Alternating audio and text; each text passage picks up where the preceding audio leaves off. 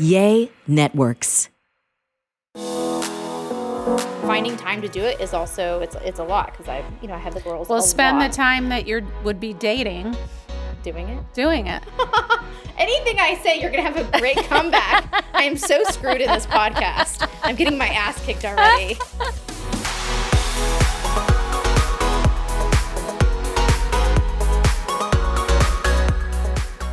Welcome back to Happily Ever Ambyr, who apparently has a lot to learn about dating, and I'm super excited. And I like to welcome Dr. Laura Berman. She has a beautiful outlook on dating and relationships, and I'm super excited for you guys to hear this episode. So let's jump in.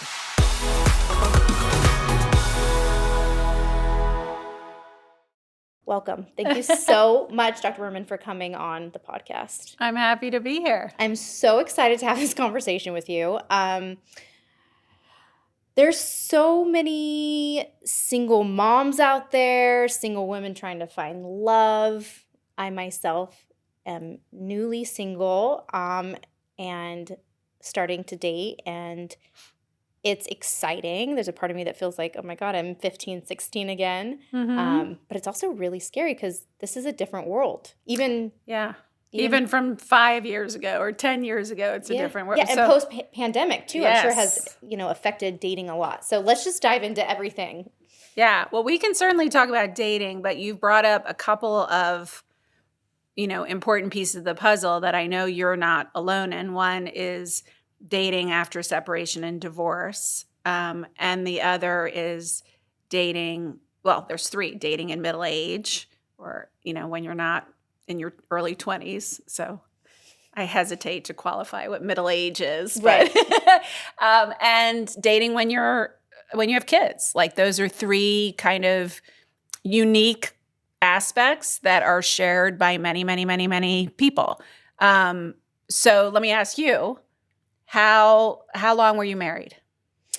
So I was married for 8 years, and then very quickly thereafter jumped into a relationship for 7.5 years, engaged for 4 of the 7, and that ended recently. Like, how recently? Like within the past several months? Yeah. Okay. Yes, yeah. All right. So the first thing I would say to you is don't frickin' date for a while. Like, if you really want to find love, stop it. Oh my God, this is what my mom said this morning. Right? Okay. All right. And just why? I will get into it with you, okay. But that's the first thing I'm going to tell you. Why? Because otherwise you're going to get into the same pattern with someone else. I know. Like, right now, after a divorce, I don't know, if you're comfortable saying more or less why the relationship ended, but infidelity. Okay. Yeah.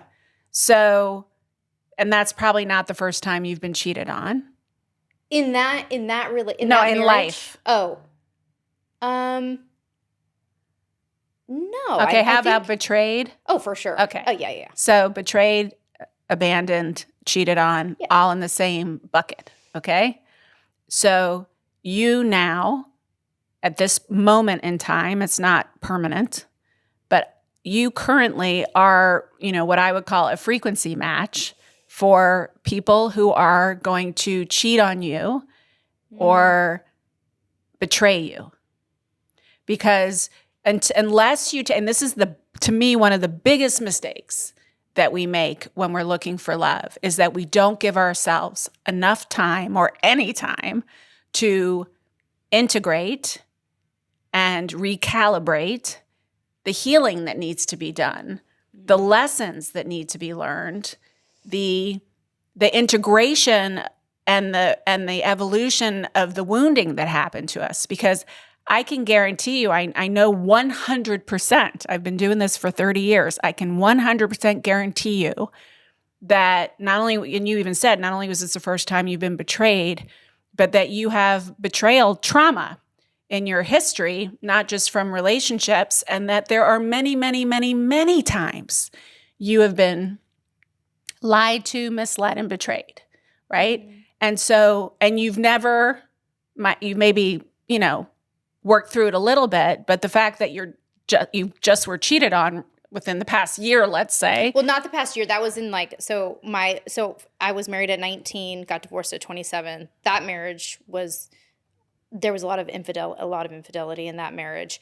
The last 7 years that I was with my guy, engaged for 4, no infidelity, great guy, just the relationship ran its course, and there were some issues, obviously, or we wouldn't have broken up. So what's the you don't have to tell me the specific, but what were the categories? Like what kind of issues? Communication, financial miscommunication? No, I think it was just more disagreement on raising children. I think we had the same core values, just the way that we went about it. There was some addiction involved. Just those. I would say those were the two main categories. But ultimately, I think that I continue to evolve and do a lot of work on myself. And I think sometimes I get in relationships with partners who get very stuck and don't want to. And so ultimately that creates separation and distance when you have someone evolving.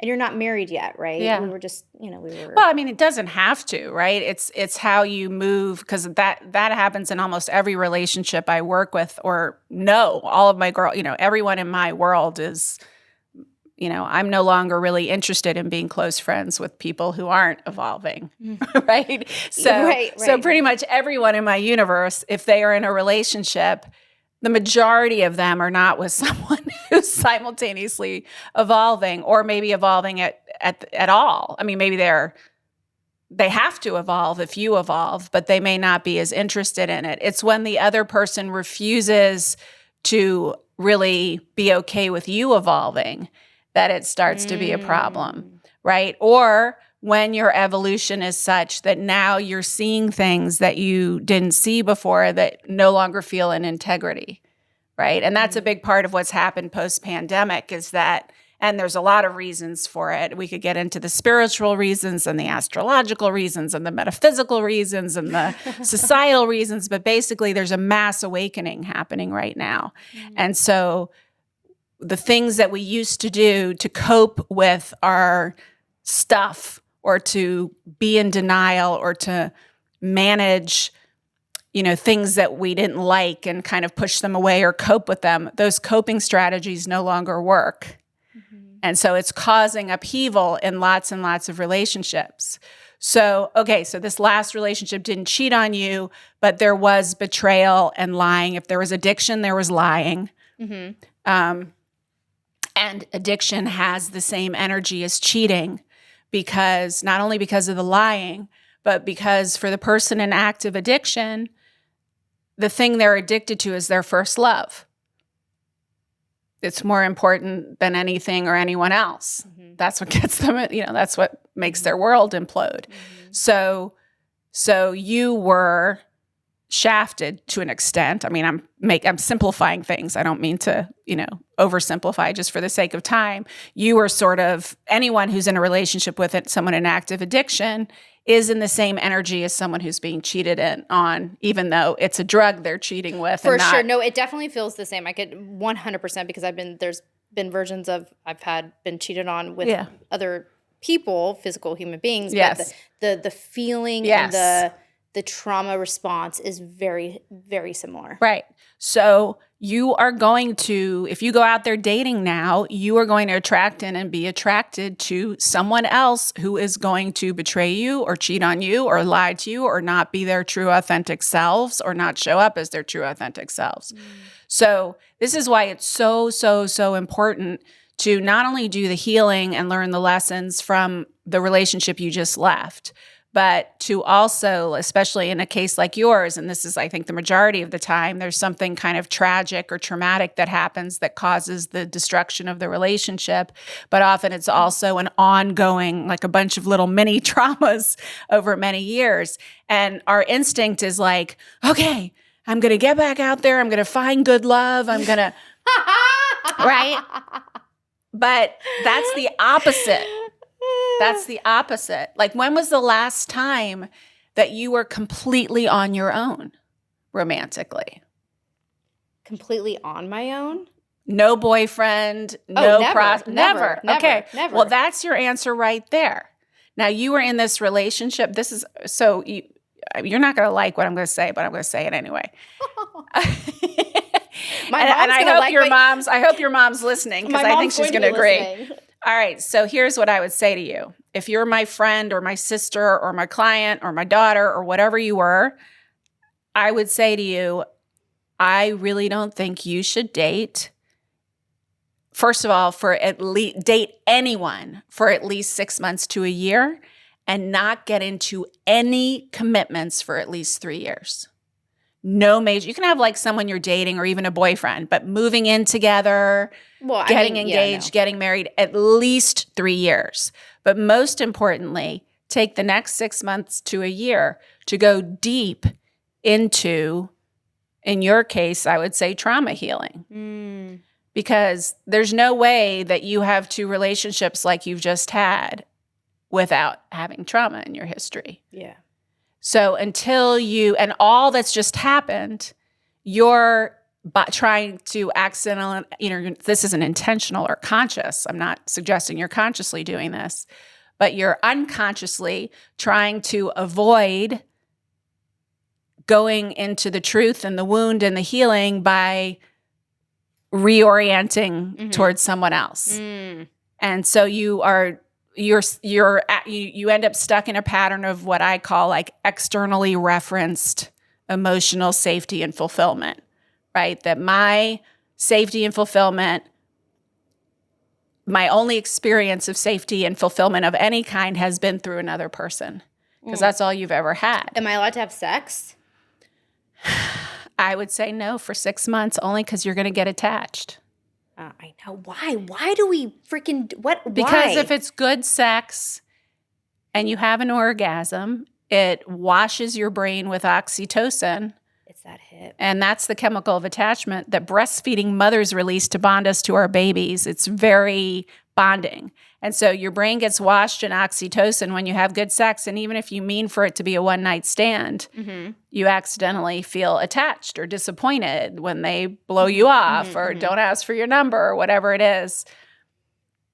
I can give you a whole basket of sex toys you can have sex with while you're in this period of... Please, I do. I need some new sex toys. Can you I have a whole line. I have a whole line of them I will give you.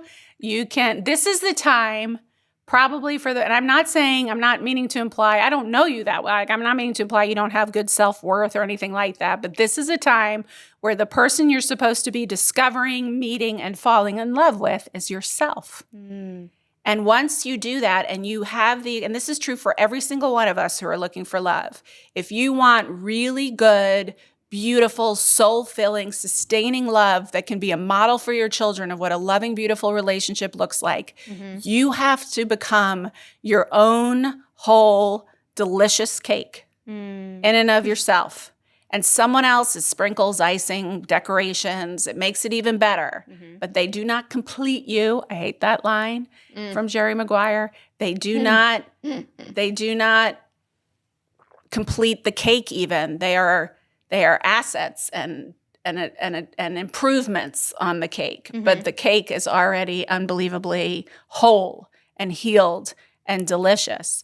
And once you do that, so let's say you take 6 months and you go, and we can talk if you want about what kind of healing work I would recommend. But once you do that work and you're really committed to that, everything in your life starts to change for the better. Absolutely everything.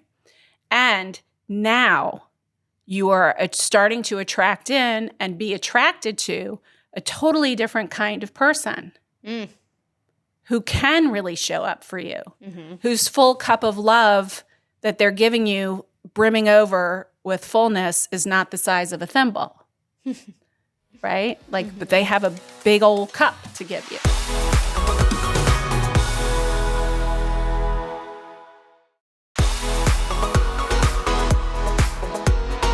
Why do you think why can guys casually just have sex with girls and not get attached? I think part of it is just their conditioning, but part of it is because they have so much more testosterone than we do that it compensates for the oxytocin rush. But as they get older and the testosterone levels, so if you start dating guys in their mid to late 40s and 50s, they have, unless they're on testosterone therapy, which many of them are now, they have less testosterone, and then the oxytocin can take over a little more. That's funny because I've always been with older men. My first husband was 18 years older than me, and my past relationship, he was 14. That's a lot. Is it? Yeah. I mean, maybe not this past one, but how old were you when you got together with the first one? Well, I mean, that's a very different situation. Yeah. I was 19. Yeah. That was not. Was I 18? Yeah, I think I was 18. Yeah. I just turned 18. That's a trauma bond. I mean, for sure. Yeah. Oh, yeah. So my guess is that I'm sure you've done, I mean, you obviously are someone who's invested in and committed to personal growth, as you said. So I'm not meaning to say you're not doing that, but have you really done trauma healing work? So I started doing trauma healing probably like sprinkling a little bit after my divorce, but not really until Dr. Amon, who suggested that I do EMDR. So we started doing EMDR work. Good. And how long have you been doing that? Like I would say inconsistently for the last 6 months. Yeah. But I know that there's, it's finding time to do it is also, it's a lot because I have the girls. Well, spend the time that would be dating. Doing it. Anything I say, you're going to have a great comeback. I am so screwed in this podcast. I'm getting my ass kicked already. Okay. It's only with love, right? No, because I can know, see, I know. And it's going to help everything, right? But if you're dating now, it's not going to work out well for you. And also when you have kids, right? Like there's a whole strategy around that. Yeah, that's challenging. It is. And the main thing is that you don't want to bring anyone into their orbit until you are really as sure as you can be that they're a sure thing. I mean, that doesn't mean they've asked you to marry them or anything, but this one is definitely a keeper. We're not dating anyone else anymore. Things seem really good. They seem to be, wanting to be committed, and I am too. Now let me just see how things gel with the kids and introduce them on a playground or somewhere, briefly at first and then slowly. But what you don't want to do, obviously, is have a revolving door of people or have them even have them see you or be aware of the intricacies of you dating once you start. Although yours, are a little more conscious, they're more aware of things than maybe a 3 and 4 year old would be, right? Because they're my younger teenagers. One's you're not allowed to have a boyfriend and you're not allowed to ever get married again. And I was like, okay. Yeah, well, they need to heal too. Yeah, and they need to, and once you find that person, which you're not going to do for at least 6 months to longer, I would make it longer if I could. Then you'll slowly, bring them around and introduce them and take it really slow and let that person bond with them. And then by then, your kids will have seen you become so much more self-actualized and so much more whole in yourself. I mean, that's the cool thing about kids. They feel and sense, they can't necessarily even put words to it, but they feel and sense everything in us. They feel and sense the truth of us, even that which we're hiding or in denial about. So you'll see this in families. I've seen it with my own kids. As I heal, whatever's going on with them automatically starts healing too. So they'll be in a different place 6 months from now than they are now, right? And more amenable to it and more open to it. But you got to stop dating for now. Okay, so for those people that are listening that have not been dating, right, for 6 months, let's talk about dating in today's world. And it's not 6 months. All right, but let me just say this. Here's my formula. Okay. And people aren't going to like this, and you're not going to like it. But what I have found to be, I've been doing this for 30 years, and what I have found to be really more or less the magic equation is you take half the time you've been in the relationship up to 4 years. So if you've been in a 20-year marriage, you don't have to stay single for 10 years, but 4 years, right? So, and maybe after 2 years, you start dating, right? But the longer you've been in the relationship and the longer the pain has been going on, the more healing you need. And it's not just the healing from the relationship, it's all the other healing that the relationship traumas are connected to all the other traumas, right? So let's just say, to answer your question, I just want to clarify that, but to answer your question, you've been single for a long time or you've been single for a while and you're ready to get dating. The first thing you have to do is get clear on what you want, right? And it's not the qualities or characteristics that you want. It starts first and foremost with how you want to feel in love. Like if I were to say to you, and your answer is going to be different now than it will be 6 months from now. But right now, if I were to ask you, what are the 3 words that best describe the way you want to feel? If you had your perfect partner, waking up to them every day, how would you feel in that relationship or in general? Safe. Okay.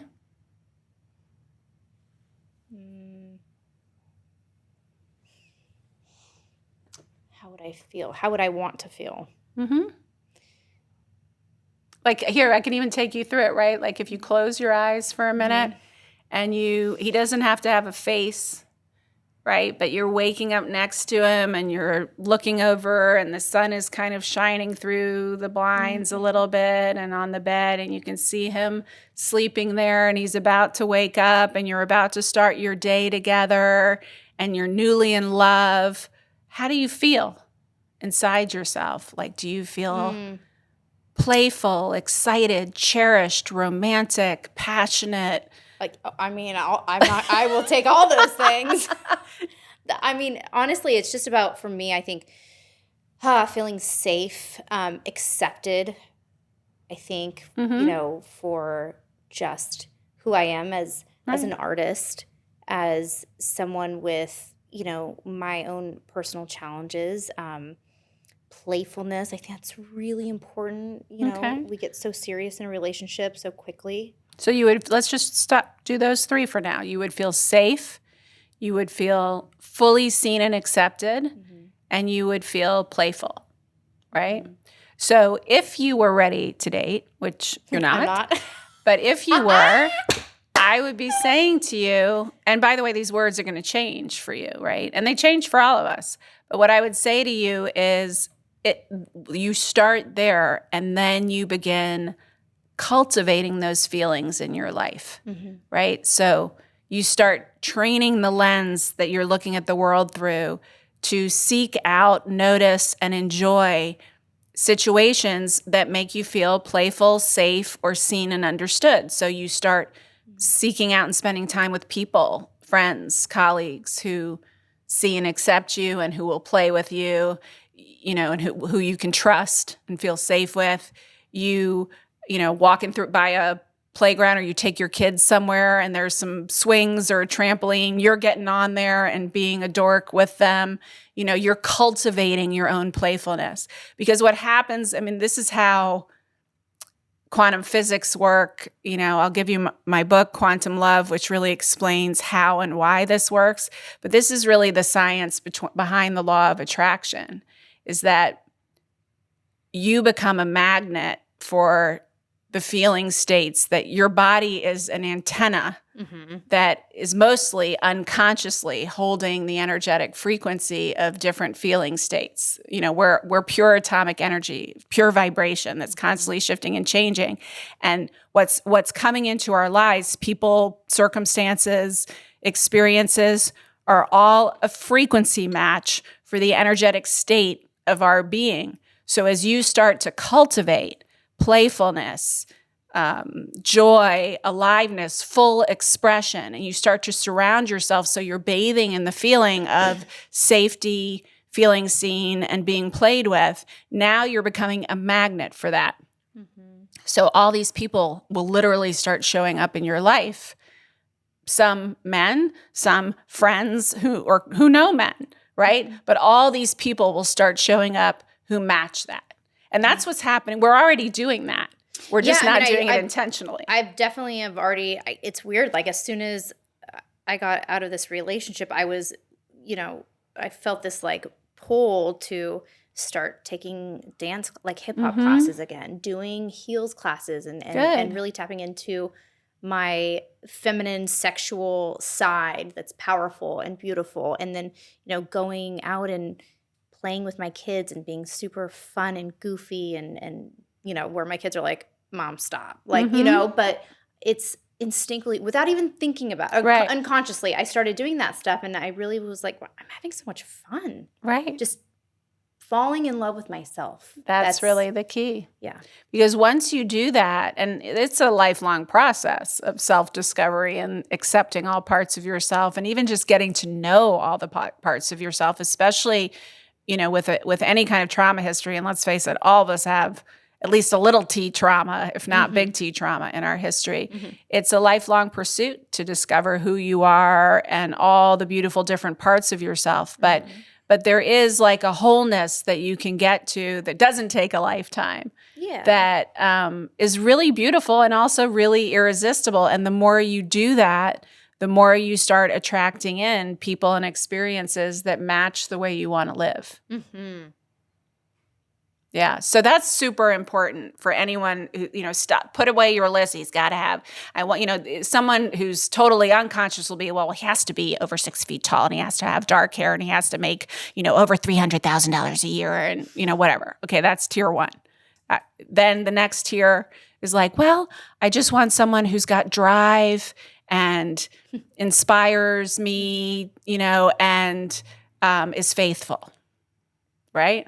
And that's, fine. But what I would say is that that's not going to work as well either. If you want to start there, okay, you want him to be driven and faithful and funny, okay, how would you feel if you were with someone who was driven and faithful and funny, right? That's where you want it. Because everything we want, whether it's a car, a job, an experience, a partner, everything we want is because we want to feel a certain way. So if you start with the feeling and you're cultivating that feeling, then you are that's the secret behind the secret. Yeah, I mean, I that's funny that you mentioned that because I was studying something the other day and it talked about all these different pillars, these buckets, and you think about it and like whether it's loyalty, laughter, what are our values, right? And what are our wants. Those buckets already need to be filled up. Yeah.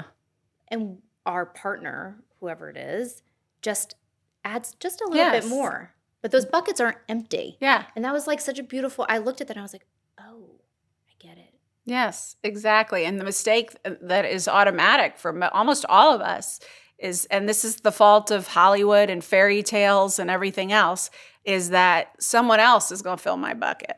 I just have to find the right person and they will fill those buckets. That's how it works, right? That's what we think. But it's actually the opposite is true. Yeah.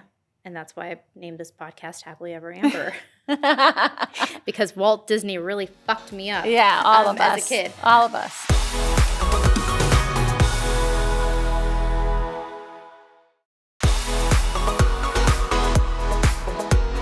When it comes to meeting people, for those people that are ready to go out there, what are you seeing on like dating apps versus people that want to really just meet other people in person? Like that seems like such a tricky thing right now. It's super tricky, and it's gotten trickier, definitely since the pandemic, but also there are so many people on the apps that there is a feast of riches that creates like an analysis paralysis in people I'm seeing, where they are casting their net so wide and they have 15 people that they're talking to at once. That sounds stressful. So stressful. But there's almost an addiction. I'm not saying there are people out there, I'm not saying that someone who's authentically looking for love is doing this, but people who have more addictive personalities or are susceptible to dopamine rushes, they start kind of keeping things so the way you'll notice, the way you can recognize someone who's doing that is they kind of breadcrumb you, right? They send you a cute text, or they text you every day, a quick text, but they don't make a time to meet. Like, so here's the rule of thumb, okay? You should not go more than a week after making connection with someone without having a telephone like a conversation in person. Unless they're living or currently in somewhere across the world, Right. you should be meeting in person within 2 weeks. Yeah, because a lot of these guys, they just want to text. Those are the ones that are casting the wide net. So they're keeping you going, and they're like, oh, who else is over here? And who else is over here? Oh. And so they're doing all of this breadcrumbing to all of these different women. And sometimes women are doing it as well, but it's mostly the guys that are doing this.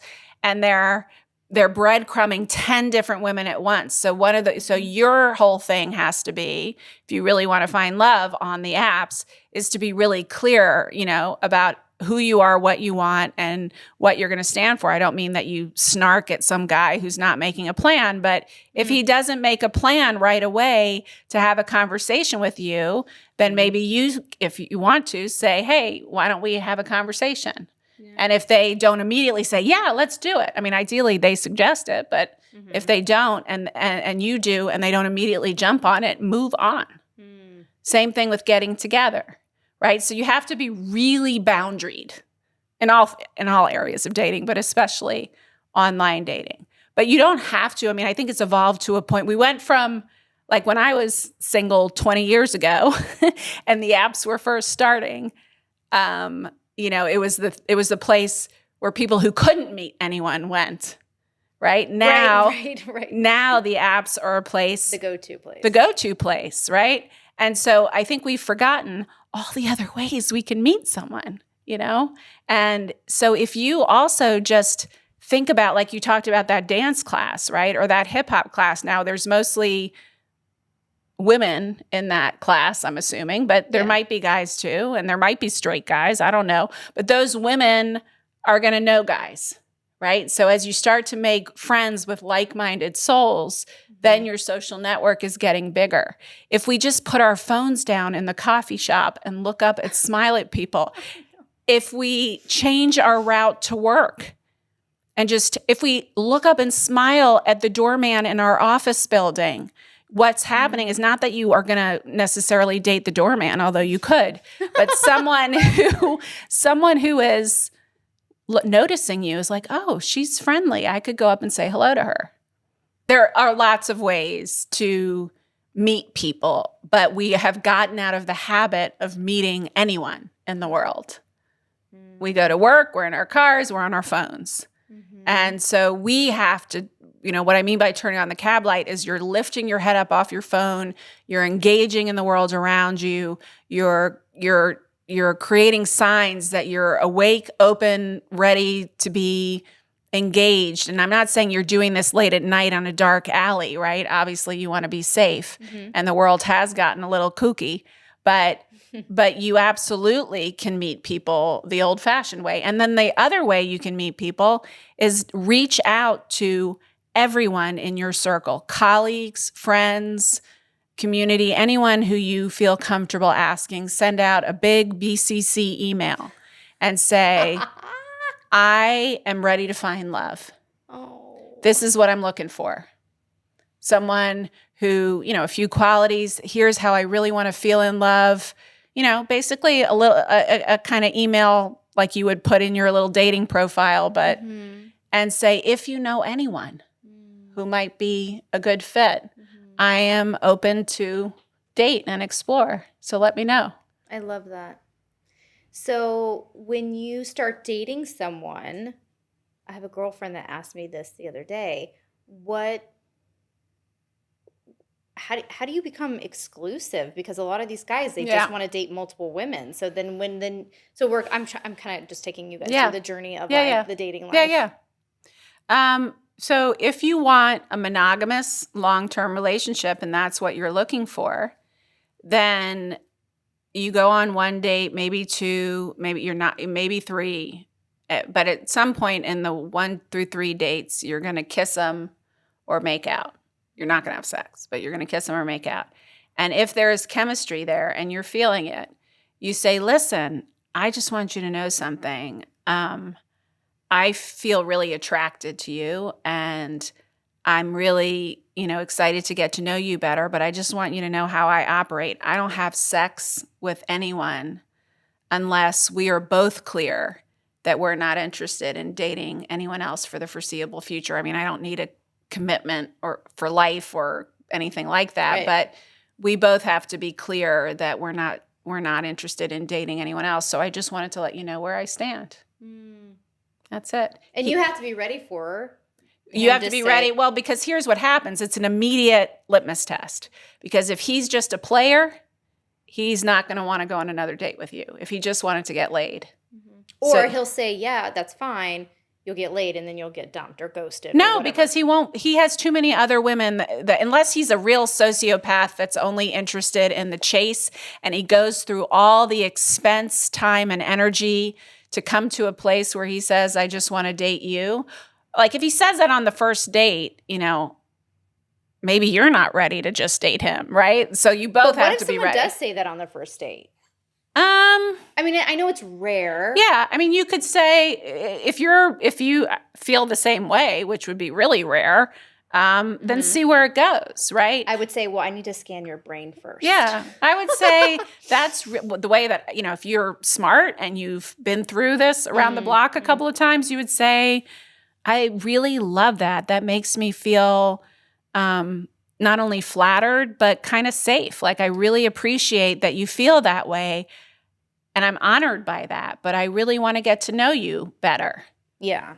And just take your time. There's no reason. I know we have the biological clocks and all the other things, but the one thing you don't want to do is rush, right? And if they are love bombing you from the start, the majority of the time it's not authentic. It's a narcissist who is, if all of a sudden you meet someone and they don't even know you, right? They don't know who you are. They don't know your history. They just know how you look and their initial impression of you, and they're madly in love with you. They're in love with an illusion. It's not even you, right? And then if they're like, you're the love of my life. I'm going to take you to Paris. Let's move in together. So many women are seduced by that. That's love bombing. That's love bombing. And that doesn't last. It's not authentic. It's not real. And it's usually a manipulation of some sort. This has been such a fun episode. Very vulnerable. I think I shared a lot about myself. And I appreciate your honesty. Yeah. And I feel that there's not a lot of doctors and therapists and people in general that are as real and vulnerable and trustworthy and kind of just know the waters and navigating this. Obviously, you have so many years experience, so thank you so much. You're welcome. For people who want to find you or want to find you to connect to for maybe some therapy. Yeah, I do some therapy. I do a lot of group stuff. I have lots of courses and digital courses and events. And if you go to drlauraberman.com, you can find all my books and courses and blogs and my podcast, The Language of Love. It's all linked there. Or you can follow me on social media at Dr. Laura Berman, or go on YouTube to Dr. Laura. I think it's Dr. Laura Berman Official. We'll link everything. Yeah. Thank you. You're welcome. Thank you. Well, I did it. I think that was the first episode where I actually felt like my mom was in the room, like lecturing me and kicking my ass. But you know what? Sometimes we need it. I didn't know a lot. I feel like I have so much more to learn about dating and relationships, and that's really beautiful. And I hope that you guys can definitely go on this journey with me. So whether you're in your 20s and you're single, or your 30s, or your 40s, 50s, 60s, it doesn't matter, right? These principles can apply. It's such a beautiful, it's a beautiful thing to know that we're always learning as humans, and we're always changing what our idea of happily ever after really looks like. I hope you guys enjoyed this episode. Please follow on Spotify, Apple, wherever you get your podcasts. We are also on YouTube. Thank you so much for sharing these episodes to your friends, your families, and your colleagues. Thank you so, so much for supporting this podcast, and I will see you guys next time.